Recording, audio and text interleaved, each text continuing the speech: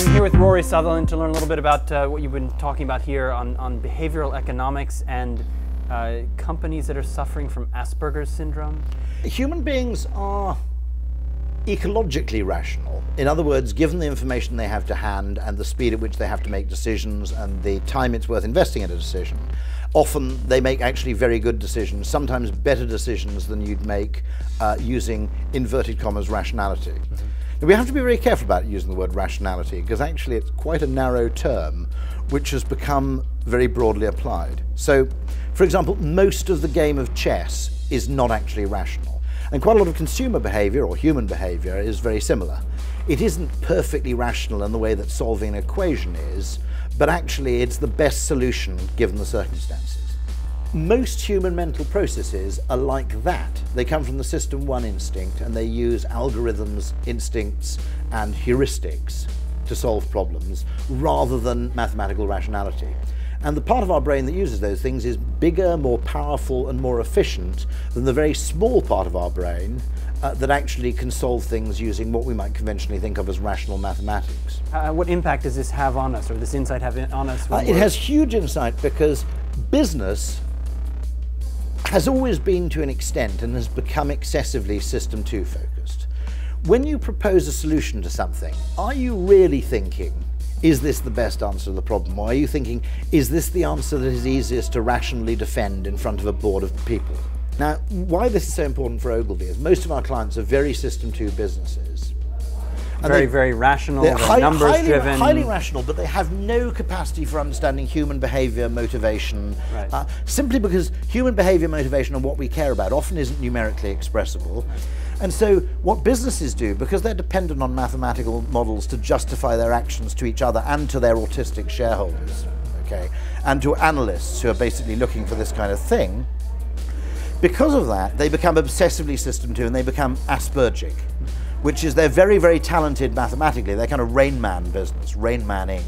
Very, very good mathematically, but utterly hopeless when it comes to dealing with other people.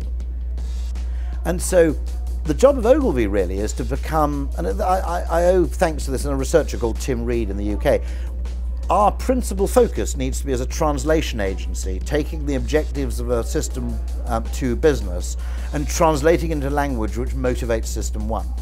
Our job is to say, if you want more system 2 people to comfortably buy your product and at a higher price premium, what do you need to do? And that might be design, it could be shopper marketing, it could be advertising. There are quite a few things that are very, very worth knowing because they're counterintuitive. So one of them is that instinctive behaviour often precedes attitude. Another thing that often happens backwards is that the system 1 instinct is very loss averse.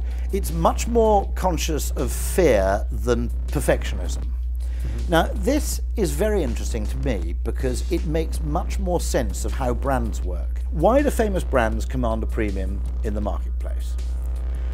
Is it because being really famous is a guarantee that you are the single best product out there at that affordable price? To be honest, no. I don't think if you spent weeks and weeks investigating the flat screen TV category, you might find a fantastic flat screen TV from an obscure manufacturer. But there's a vital thing.